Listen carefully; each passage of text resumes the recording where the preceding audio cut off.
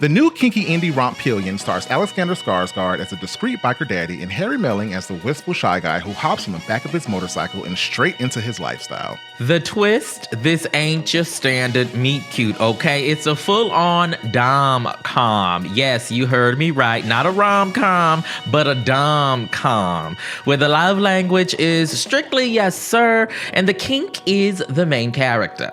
Usually, when a spicy romance makes it to the big screen for us, it's straight out of the Black Book Club. We're looking for the reckless behavior of Zane's Addicted or the luxurious down-low drama of an E. Lynn Harris novel. We expect silk robes and sleek high-rise condos. Yes, and I guess you can say Pillion is kind of like white folks' version of that, coming out of the book-to-screen pipeline as well, but it trades the silk robes and fancy cribs for some heavy leather discipline, okay, in a quite regular-degler apartment in the suburbs of London. It's Movie Day. I'm Ray Love Jr. And I'm Tre'vell Anderson. And we are Seated, the blackest show about movies.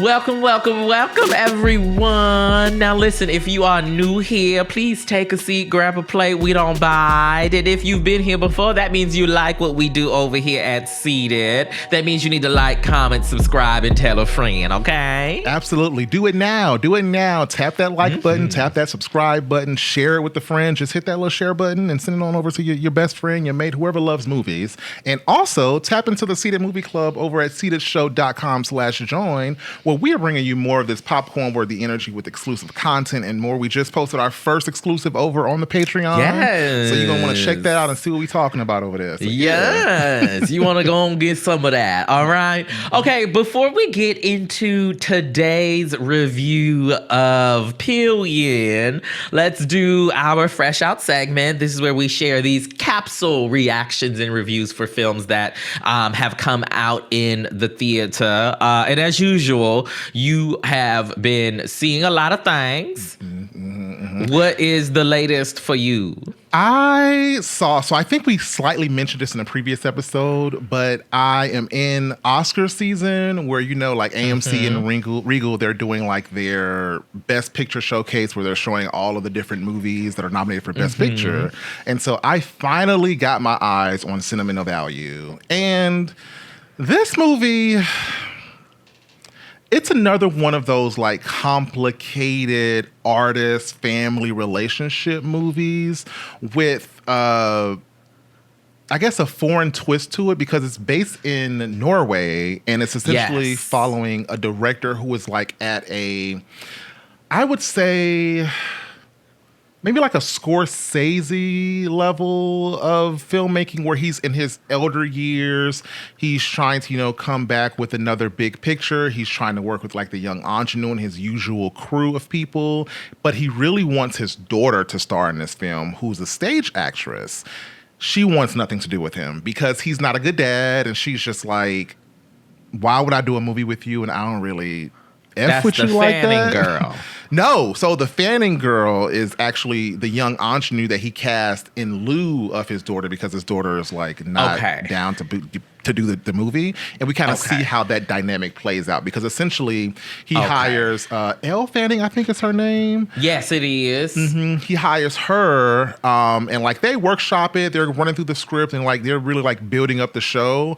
And they have his daughter as essentially the model of the character that he wants to present on screen because the story he's trying to tell is a personal story. And the Elle Fanning character feels that and she's just like, I know you want me to do this, but I feel like you're just trying to make me your daughter. And, we kind of just see how that plays out. And he essentially finds his way back into their lives from like a tragedy. I think this plays in the trailer, but essentially what brings him back to the family is his ex-wife, his daughter's mother, dies.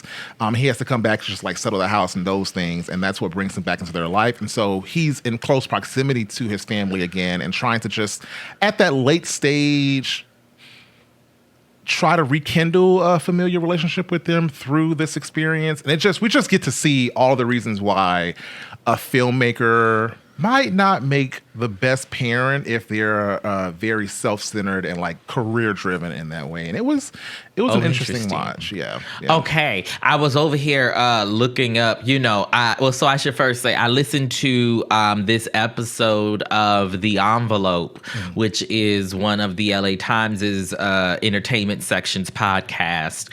And my former colleague, Good Judy Yvonne Villarreal, did an interview on the podcast with Elle about this role. Interviewed her from the Oscars luncheon. But I was over here looking up Secret Life of Bees because I get her and her sister confused. Her and Dakota. Yeah. Confused. Secret Life of Bees for the viewers was Dakota, not Elle. Yeah, we got a lot of that family confusion happening with this episode today because we got all these Skarsgårds that we've been talking about. And in this movie is Stellan Skarsgård, but the movie we're talking about today is Alex Skarsgård, and the movie we talked about previously was Bill Skarsgård, and so like the whole Elle Fanning, Dakota Fanning thing, it's just added to the mix, child. All these white people look alike and sound alike. That's crazy. But also, we'll talk about that later. Okay. Did you have anything else you wanted to say or share about sentimental value? I enjoyed it. Like, I think it's definitely worth its weight for its nomination, and I love that we have something like this, especially it being an international film, kind of in the mix of things. So I would recommend folks checking it out if you find it either in your Best Picture showcase or streaming somewhere, because these movies, I think they've been out for a while now, so you should be able to find it somewhere. But yeah. Yeah. Okay, cool. All right, y'all, we're going to take a quick break, and when we come back, we're going to dive into our Pillion review. Yes. In Pillion, Harry Melling is Colin, a timid parking attendant who still lives with his parents in London. Alexander Skarsgård is Ray, not me, an impossibly handsome leather-clad biker who leads a local gay motorcycle club. The two men cross paths at a pub, and Colin soon immerses himself in Ray's world, entering a dominant, submissive relationship to figure out what he really wants. What am I gonna do with you? Whatever you want. Really? Colin's fiercely loving mother is deeply concerned about the arrangement. She's played by Leslie Sharp. Colin's supportive father sings with him in a barbershop quartet. He's played by Douglas Hodge. Harry Lighton is the writer and director. This is his feature-length directorial debut. Adam Marsh Jones is the original author. He wrote the 2020 novella Box Hill that the film is based on. Pillion is distributed by A24 and is playing in select theaters now. Tre'vell, off the top, what'd you think? Oh my God. So the more I think about this movie, the more I like it. The more, I really enjoyed Pillion. So I should say I was looking forward to it. I think I'm the reason why we was watching this. And as part of it is because we've just been hearing so much about it. This queer film, right, that, was getting all this universal love. And a film critic friend who I respect was like, oh, you for what you do need to see that. Yeah. And I think it is a film that fully delivers on that DomCom concept in such a wonderful way. I thought it was a little, erotic at times as well, which is, I think, what you want in a film that is about kink, a kind of kink, a form of kink. And I had a great time from beginning to end. I usually say that the movie's, about 15, 25 minutes too long, but it was perfect. It was well paced. I thought it was perfectly cast. I could go on. Yeah. I really enjoyed the film. What were your initial kind of thoughts? Yeah, same for me. So we'll get into like the critic response to this later, but all of my favorite critics were talking about this movie in a very positive way that's not usual for like a general consensus across the board. So I was like, all right, I'm curious about what this is. I don't know that like the subject matter was exactly up my alley, but I was interested. Like we don't get we don't get a lot of like queer, like truly queer movies on screen like this. So that is what I was really interested in seeing, how they kind of like painted this picture for us. So I have my qualms with it that we'll really dive into as we talk about it, but I was into it. Like I was glad that I saw it. I think I'm surprised that it's not more conversation around it. And I'm also surprised they released it in this window, like that February low-key, like Dumbuary-ish era. Because I was like, this movie, I think, would be worth more attention and conversation than what it got. But we're here. Well, we're talking about it. we will talk. Let's save that point, because I think a point to note there is that this is a British movie. This isn't a movie for US interests, or you know what I mean? And I think that influences the release, how they have chosen to go about releasing it in the US specifically. And you know, it got all kinds of, you know, recognition at the BAFTAs. But I know you mentioned we like to give the director a little focus, a little highlight. You already mentioned that this is a first timer for him, right? Yeah. Did I get that right? He's a serial short director up to this point in his career. He did, I believe, a 2017 film that brought him some attention, Boys. And I think that was like about a priest and his nephew visiting a prison or something like that. And that was nominated for a BAFTA as well. And he did another one. Oh, I think it was called like Pompeii or something in 2019 that had a black lead. I wish I had more information about it, but I remember seeing the poster. I can see the poster in front of me. So that's all that I really know about him. And also, apparently, he's an Oxford University graduate, which, you know, that comes with its own cachet in the world. Certainly. Okay. Well, so that's the director. I guess, you know, this is the beginning of at least his feature length work. And I think it's quite the announcement. So I'll say that. Where would you like to go from here? Because, you know, I could go in a variety of directions. So I think let's start the conversation with this question, because I don't know why, but we always end up making it like I forgot to ask you this question. But let's start with, who is Pillion made for, would you say? Who is it made for? Okay, so I think you mentioned that it is based off of a book. I imagine that book had a fan base. You know, particularly in this moment where in the US, right, we've been talking about, or people have been talking about heated rivalry, right, which is I would slide into this space of, you know, a dramatic sort of telling of slices of white gay life, and that are also based on books, right? And so I would say that is kind of a built-in audience there for folks who are interested in the book or the process of book to screen adaptations. I also think that anyone who likes I think this movie is good for all people. I think this is a movie that actually hits cross sections. Maybe don't take your meemaw. Hell no. You know, but like, you know, if you liked, 50 Shades of Grey. If you were into 50 Shades of Grey, this is like sort of kind of 50 Shades of Grey, but make it gay, you know? And so that would be my comp that I would think of. Yeah. What about for you? That's a good comp. I'd say Pillion is strictly for the horny girlies, the gays, and I would say anybody who like really wants their heavy leather kink served with a side of a bit of foolishness, because this movie has some goofy moments in it as well. And also, like, if you're into kind of like alt culture, because we get to see a little bit into a different community that I don't know comes to mind when you think, well, actually, now that I say it, it's actually more so probably the caricature of what you think like gay lifestyle is, with like the leather and like you see pictures of gay men, like that typically is what it's like. The white gay male doing kinky stuff is like it's Tom of Finland. yes, very that. But yeah, that's what I would say it's for.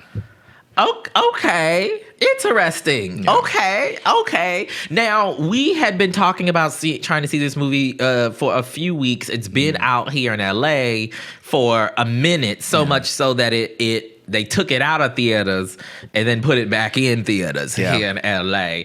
And so I ended up having to see it in what I call the rinky-dink theaters at my Cineplex. Those ones on the second level in the far back. Okay, with the chairs. They still it's an AMC, so the chairs still recline, but all of those chairs have the cracks in it. Like your leather seats at your Meemaw house back in the day. Yeah, the reason why I bring my blanket to the theaters because you never know if you're gonna get one of those houses. So yeah. Well, listen, I am definitely I'm like a I can't say what I was about to say, but I be fully covered when I go into a theater because I get cold easily. So I be Cardi B at that concert she did over there. In Dubai or something. Y'all know where I'm talking about. But that's what I be Arabs. giving. Yeah. Yes. You be anyway, swaddled.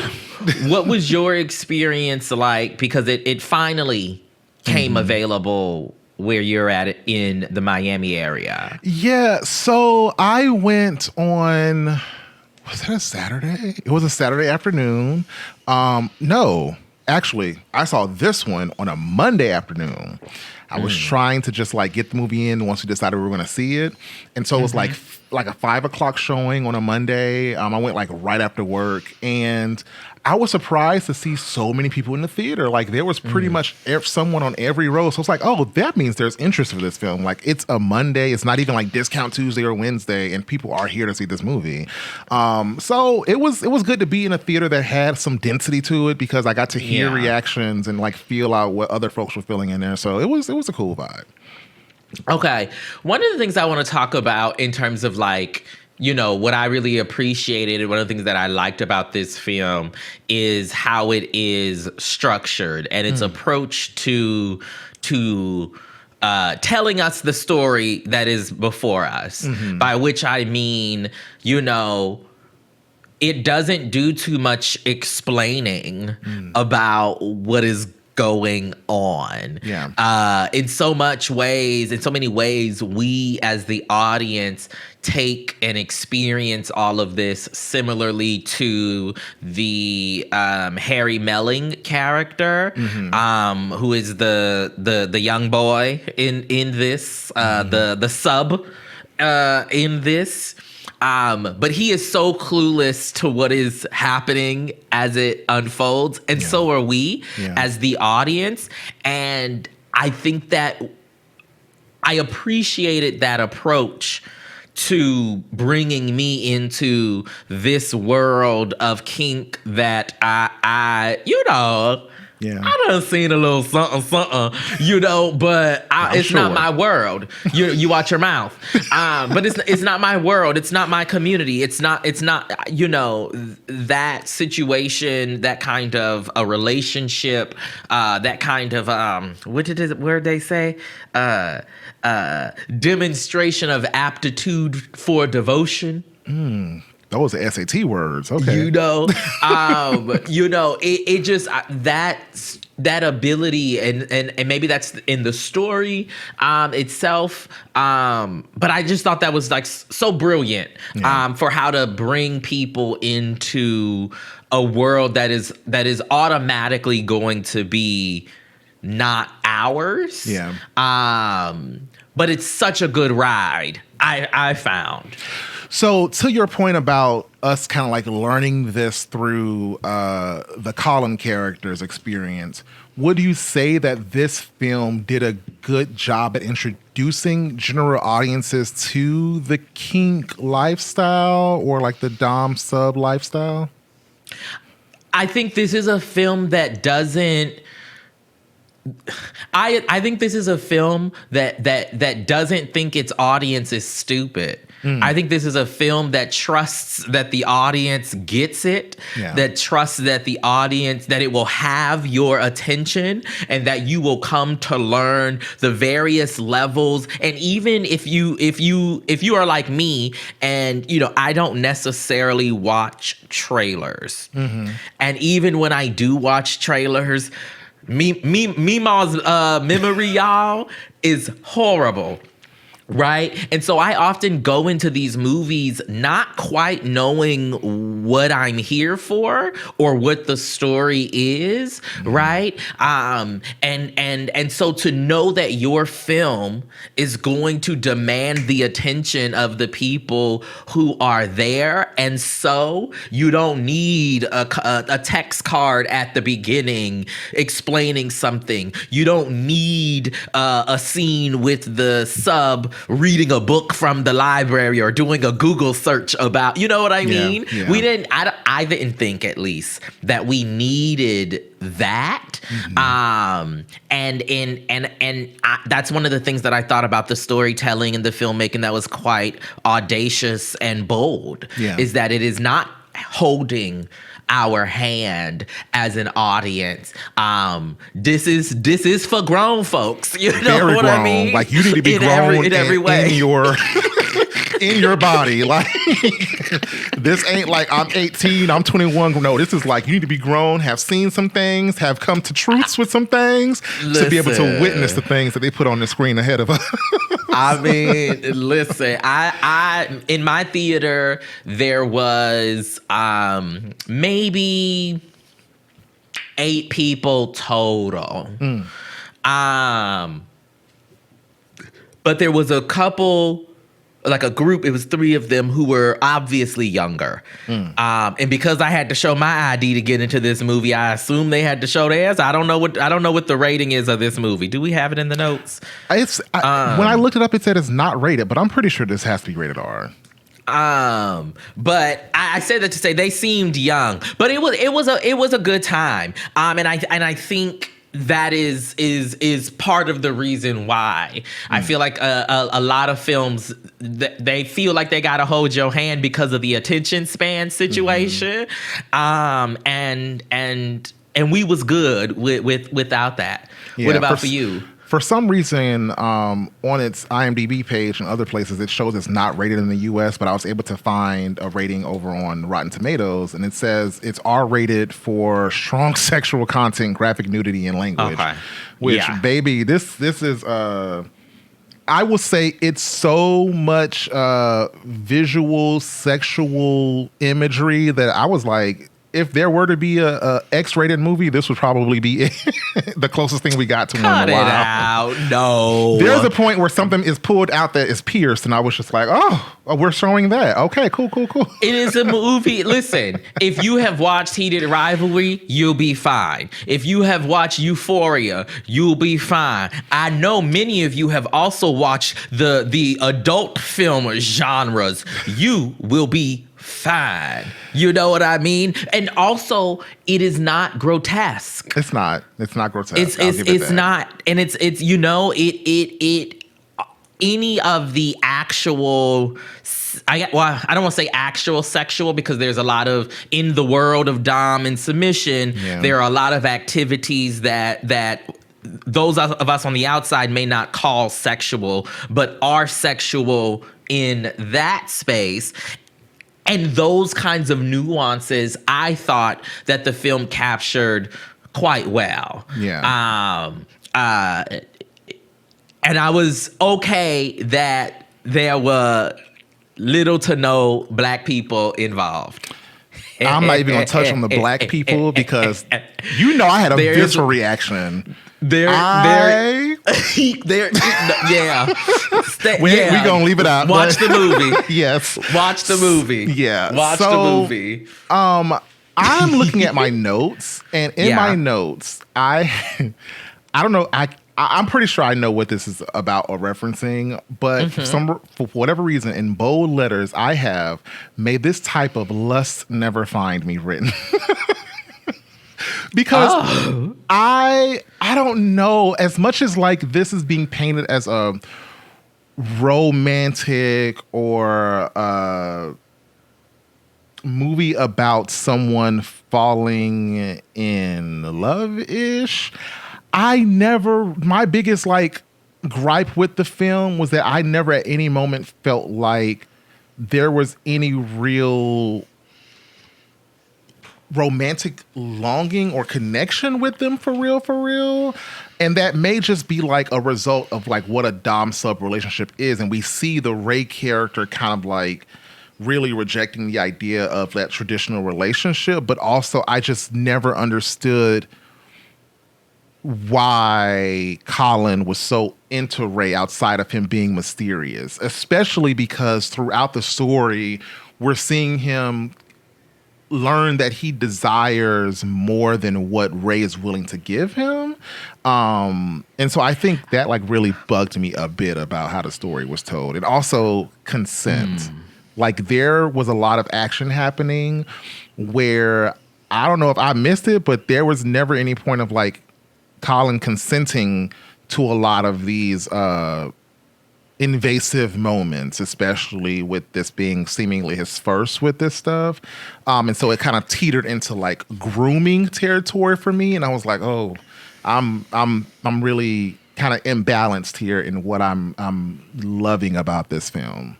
Sure. Well, I think it is important that, you know, how we come to judge the work is our choice. Yeah. You know, I think for me, I'm looking at how I feel this film reflects this world, not how I may feel about the world itself. Yeah. And the reality is, you know, in worlds like that, yes, consent looks different. Yeah. Right. You know, not saying that it is not verbal, but the limitations and structures and systems and expectations and roles and mores, right, of, you know, various communities, they're gonna look different to us based on, you know, what love is supposed to be for us. And also don't want to, you know, take away from the point that you are mentioning just in terms of like, this is still a kind of representation that's being put out there. It did, to me, I feel like the film did do a good job of noting the specificity of this world.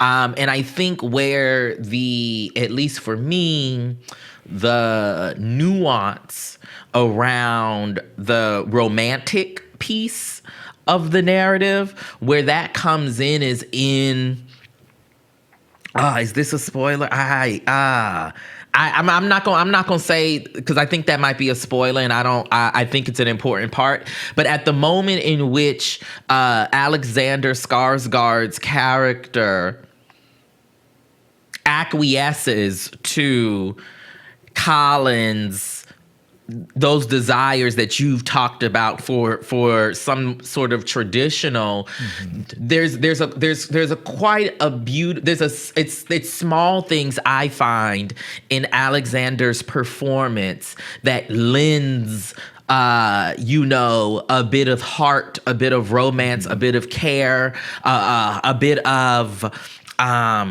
you know, when you're in relationship with someone, it can be a friend, it can be a community member, and they signed up for something not knowing what that thing was, and then they got into it, and now they're trying to make that thing that they signed up for into something else. And so the people around, you know, give them that chance out of a care to show you said this is what you want, this is what it can feel like. And also, that's not what we agreed on. Right. You see what I'm saying? And I feel like there is immense consideration that is exhibited in that portion of the film, that allows it, at least for me, to like push beyond a potential like toxic, kind of narrative, into us having this rendering of these kinds of characters that could be tropes, right?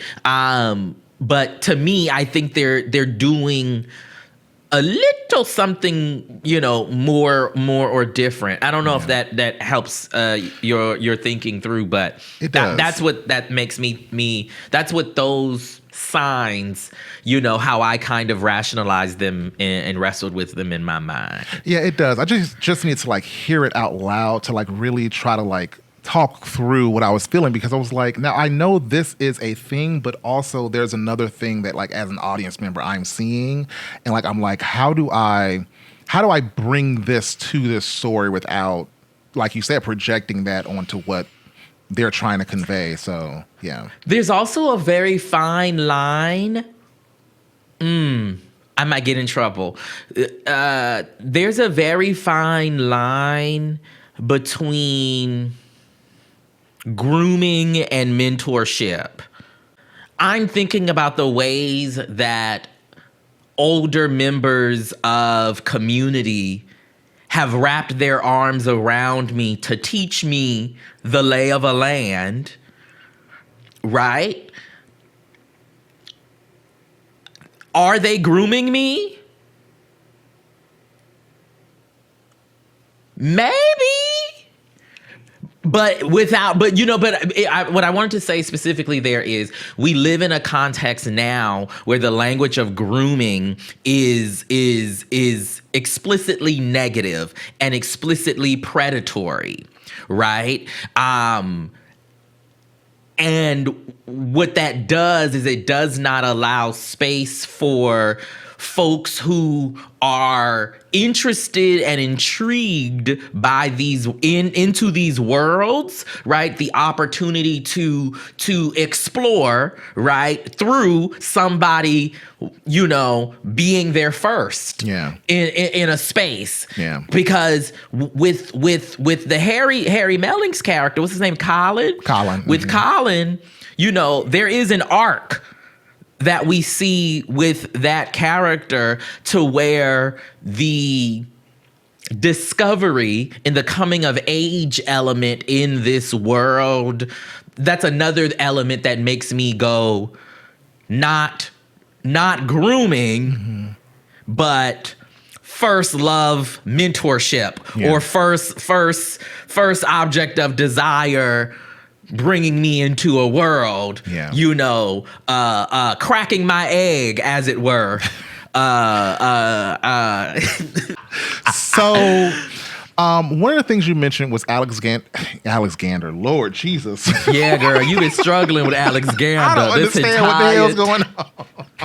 Alexander Skarsgård. Yes, but one of the things that Alexander Skarsgård character Ray, I think his character was so well defined in the story, and specifically, I think the most interesting tension in the story was with Colin's family, and we get to see Ray bump up against his mom in that scene with his dad there as kind of like that third party, trying to neutralize the situation, and we also, I think, in that scene get to see that Colin's experience in life up to that point has always kind of been Dom's sub, because his mom was the controlling figure in his life at that point. Sure. And so now it was kind of a shift where Ray became that. And there's also a moment where Ray says something about like his mom's expression of not approving of Ray's lifestyle or not being her ideal of what her son should have.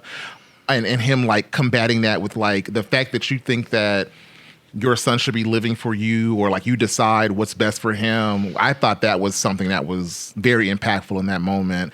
But also we learn in that scene that Ray identifies, because they're living out loud, like they're part of a motorcycle group, like it's not as if they're living undercover, but we specifically get the term discreet thrown into the conversation at that point. And it was something that I really wanted to kind of like dive into conversation about because watching this whole hidden suburban kink dynamic in the movie, it got me thinking about how we within our community navigate secrecy, and we throw around. Don't put terms. me in that. Well, when I say we, I mean like the collective we, but not like specifically me and you. I still not part of the collective. Not there. Not on this piece. But keep going. But those terms are thrown around. If you watch Drag Race, you will see people saying things like trade and all that stuff. And I was like, I wonder if people coming to this understand what like the term discreet means, and also like contrasting that with like being on the DL, because those are two different things. And so like, did that do anything? Well, white for people you? don't have DL, for the record. They don't. White people don't have DL. DL. There's actually a really great episode of the It's Been a Minute podcast. They literally, like last week before last, shout out to my mentee Corey Antonio Rose, who's a producer over there. He produced this episode about the conversation around DL, and particularly in light of DL Whisperer and the T.S. Madison of it all. But it's such a great episode that specifically explores DL as a specifically black thing, Oprah's role in spreading that to the black masses, etc. But it is interesting to note the difference, and I do think the audience can tell the difference. Yeah. Because go ahead. Sorry, I was gonna say that like being on the DL is something that originated in the black community, and like it's like being on the down low had its own, from what I'm remembering, like being on the down low wasn't necessarily a gay term. I don't think it was just like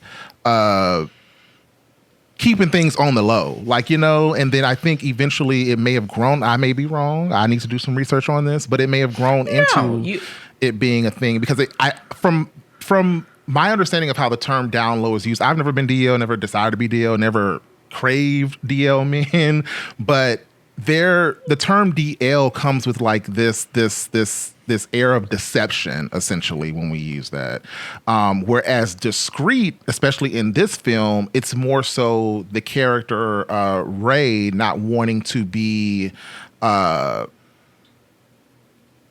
really wanting to be traditionally like out in that sense. Like he likes to have his affairs in private. He's just like a private person. What happens in his bed and like in his relationship, he likes to keep between him and his partner and whoever's, he's engaging with. And so I just thought that was such an interesting, specific way to like really address that characterization of the relationship.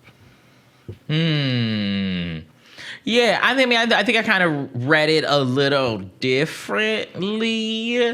Partly because I think DL and discreet in a black American context does not copy over to discreet, I guess, versus closeted language in white or broader gay or queer community. I don't think we should, because I don't think we should. I think the cultural element, it actually is very important, right? And differentiates in black communities the difference between what folks say between DL and discreet versus in what the character at least is trying to articulate around discreet in that context. That said, there is a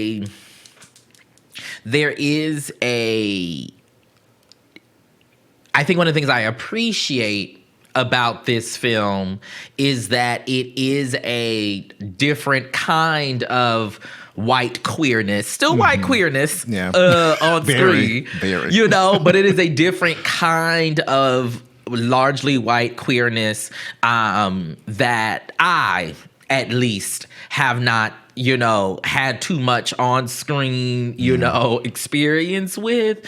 And so it felt fresh to me in that way, even though it is still a white gay boy coming of age. Yeah. You know what I mean? Yeah. But also, he's not coming out.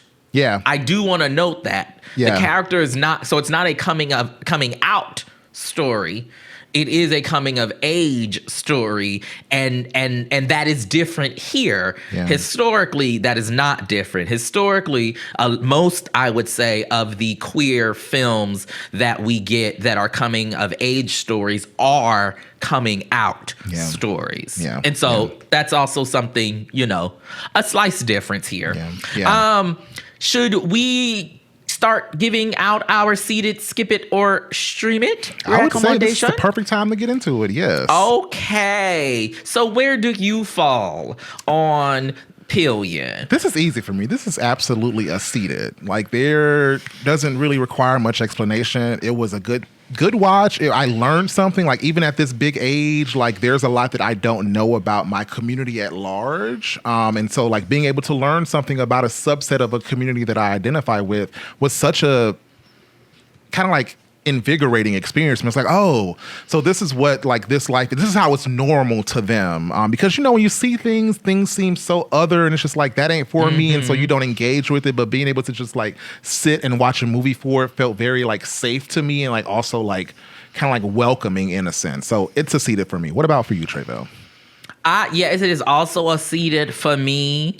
I really enjoyed it. Nice. This is a film that might be, one of my top for the year. For the year to come. It's just that good to me. Yes. And what it offers to the industry and to the conversation. So I will go into our critical conversation piece, the Rotten Tomatoes score. Okay, the tomato meter, 99% at the time of our recording. Okay, that's 176 fresh ratings from critics, and literally one from one rotten rating. Okay, now I want to go see who that rotten rating is from. It's from Glenn Weldon at Pop Culture Happy Hour. Really? I would have never imagined that. Wow. Okay. Well, there you go.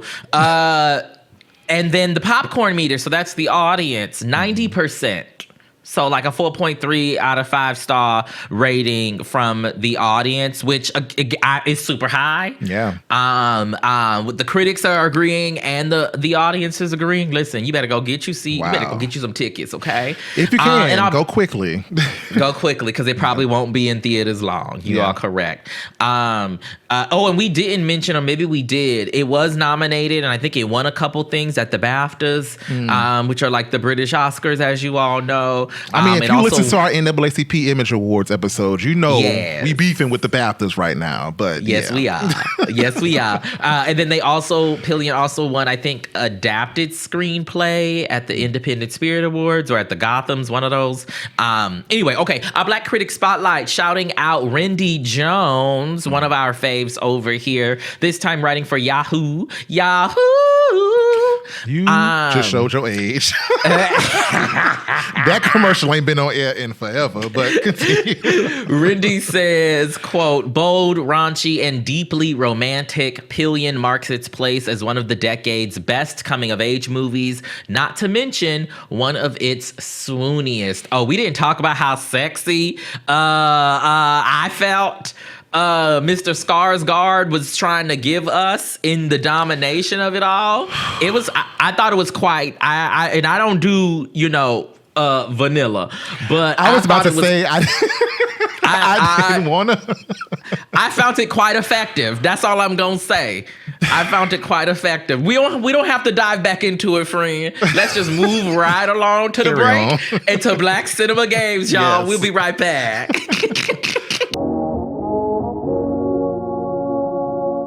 Back again, and now it's time for my favorite segment this week and every week, Black Cinema Games. Pew, pew, pew, pew. Pew, pew, pew, pew. All right, so today's movie Pillion was a book adaptation, essentially. And so today's game is very much so going to be within those themes, and I'm calling it The Page to Screen. Are you ready?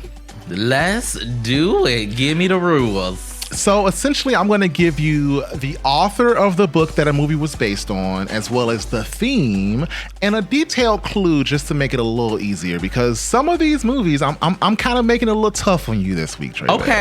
Okay. I don't mind a little challenge. Okay, so you are going to give me that information, and I have to identify the movie. Yep. So you're going to be guessing the movie from the author, the theme, and the clue. Okay, I can do that. All right. So in no particular order, I'm actually not even going on like difficulty level here. I'm just going to start my way at the top and work my way down. And so the first film is a contemporary coming of age film. The author of the book that it's based on is named Angie Thomas. The theme is familial loyalty versus social justice. And a bit more of a detailed clue for you is that the title is inspired by Tupac Shakur's Thug Life acronym. The story follows a girl named Star who lives in a poor neighborhood but attends a prep school, and her world is essentially shattered after witnessing a police shooting. Can you guess the film? It's not a guess. I know this answer. I covered this film. Shout out to what's that little light-skinned girl name? Oh my God. Rue, the girl who played Rue in whatchamacallit. Amanda Stenberg. The movie is The Hate U Give. It is, yes. What'd you think of that film? I actually enjoyed that film. It is not a film that theme-wise someone should say they enjoyed, because it was a great experience. It was a good movie. I thought it was a good movie. Yeah, Regina Hall was in there, wasn't she? She played the mother, if I'm not mistaken. That cast was actually pretty good. Issa was in it. Common was in it. Remember Algie Smith? Where has he been? He around. Yeah. All right. So you got 1 point on the board. Yes. We're doing good. All right. So our next category, or our next, I guess, theme is the emotional powerhouse. The author of this book is named Sapphire. The theme of this movie is generational trauma and the power of literacy. The clue: this book is written in a raw, phonetic style to reflect the protagonist's literacy. In the film, a teacher named Miss Rain helps her find her voice through a GED class and journal writing while she navigates an abusive home life. Do you think you have this film? I do know the film. The film is the book is Push, a novel by Sapphire. You want bonus points, huh? The film is Lee Daniels' Precious. Yeah. So 2 points on the board for you. Shout out to Precious, the Academy Award winning vehicle for Gabourey Sidibe, Monique, and Paula Patton. With, I think, Mariah was in that too. Yeah. Mariah was in that as well. Yes, she was. Yeah, shout out to Precious. All right, you got 2 points on the board. We're going to move right along. The next one is the YA love story. All right, so the author of this book that the film was based on is Nicola Yoon. The theme of this movie is fate and the immigrant experience. And a bit more of a clue is that the entire story takes place over a single day in New York City. A cynical girl facing deportation meets a poetic boy who tries to convince her that love is more than just data and science. Do you think you know this film, Tre'vell? I believe I know the book. Okay. And I'm hoping that the name of the book is also the name of the movie, but also didn't realize it was an immigrant story. If it's the movie I'm thinking about, what is it?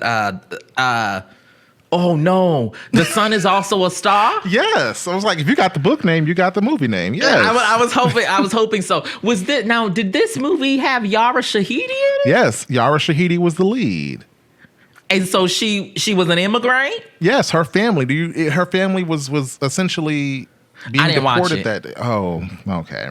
Well, But I mean, that's what you described. But you that's what you described. But I didn't realize that the story was an immigrant tale. I thought it was just like a young love story. Yep. But shout out to Nickelodeon. Yep.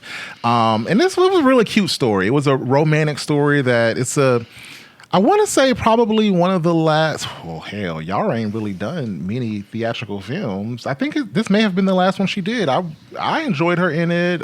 She was the lead alongside Charles Melton, who people may remember from what was that movie? May December. So yeah, it was a pretty good movie. It came out in 2019. You don't remember May December? No. What?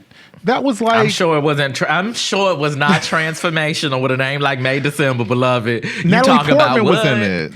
Okay. It was the movie about the Oh, based this was on a true 2 story. years ago. Yeah, it was based on a true story where it's a May December I didn't see romance where it's the younger guy who falls in love with an older woman who was his teacher or something. I didn't believe. see this. I think you would. I actually it. think you would enjoy it. I think it was a Netflix movie. So like, if you got some downtime, appears like a Netflix. Yeah. Yes. All right. So you really putting points on the board this week in a way that I did not expect. You have 3 on the board. Wow. You trying to say you didn't think I read?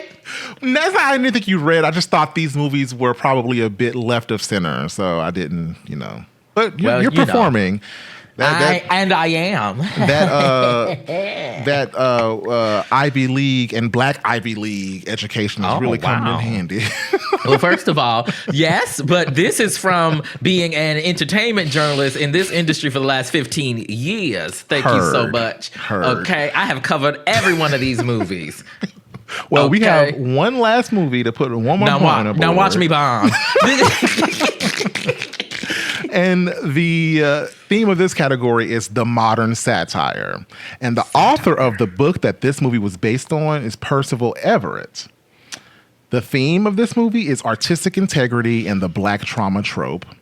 And your hint, an intellectual writer frustrated by the publishing industry's obsession with stereotypically Black stories writes a parody book over a pseudonym only for it to become a massive, unironic hit. Do you think you know the film? I will also say that this film adaptation won an Oscar for Best Adapted Screenplay. It sure did. Written by a journalist, Cora Jefferson. The what's the name of? Oh dang, what's the name of the movie? You gotta give me the name. I just rewatched this on the plane with Sterling and Jeffrey Wright and Tracy Ellis Ross is in it for literally 5 minutes. American Fiction. Yes, American Fiction, a 2023 Oscar winning screenplay, starring, as you mentioned, Jeffrey Wright, as well as our girl Tracy Ellis Ross, and Issa Rae was up in there too.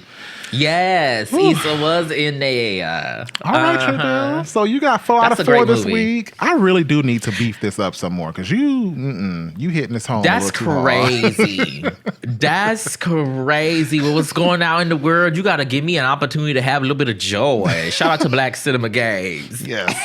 All right, so let's close out the show with our good vibes only, Tre'vell. This is our segment where we share what's giving us good vibes this week. So, Tre'vell, what's giving you good juju in this week of our Here Lord 2026? Okay, so my recommendation, I'm actually gonna do a television episode that I think folks should check out, or recheck out if you have seen it before. And this is an episode from the wonderful series Pose. This is season 2, episode 3. Titled Butterfly/Cocoon. It is an episode that largely features a backstory, not a backstory, but some additional story about Electra Abundance, played by Dominique Jackson, who gets involved in a little, SSS and MMMM, and other kinky activities as part of her character's, journey. It's a great episode, and I think folks should, on the Pillion tip, check out the episode. It's a lot of fun. It's a lot of fun. I really did love Pose, and that episode was definitely one that stuck out to me. I love I love those like side quest episodes where we really get deep into a character and like whatever they got going on in their own lives. So yeah, I highly support this one. And my recommendation is also along those lines. I was like, what gives Pillion energy, and also what's something I've really enjoyed.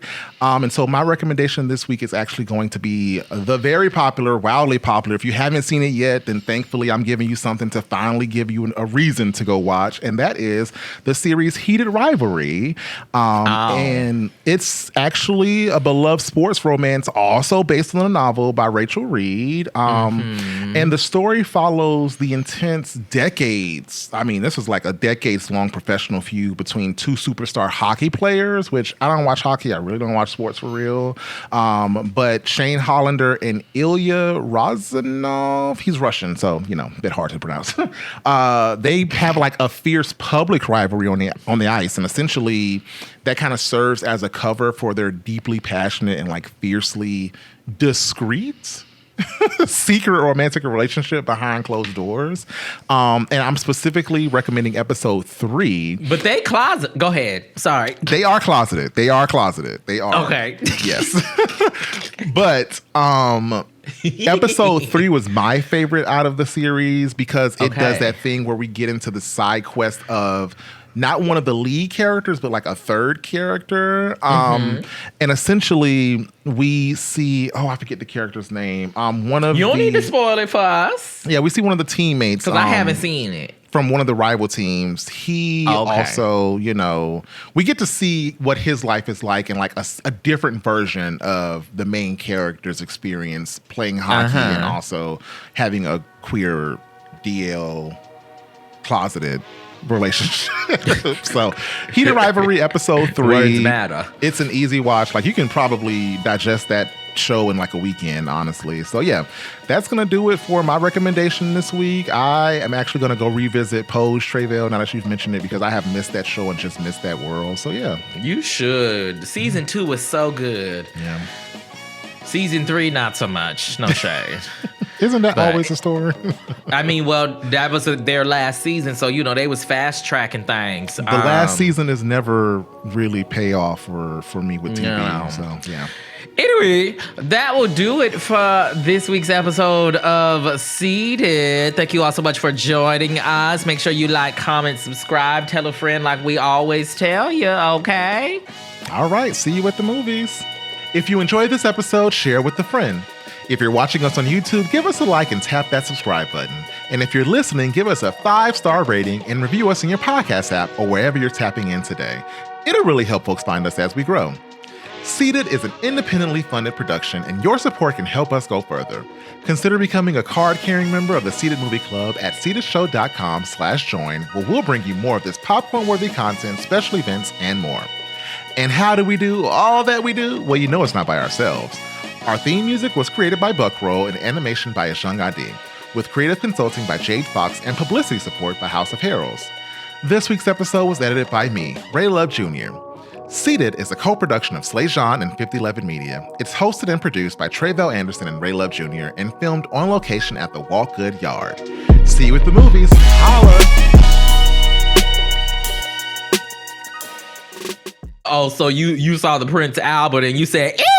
Yes, very much that. I was you like, said, this is you said, yuck. Yes.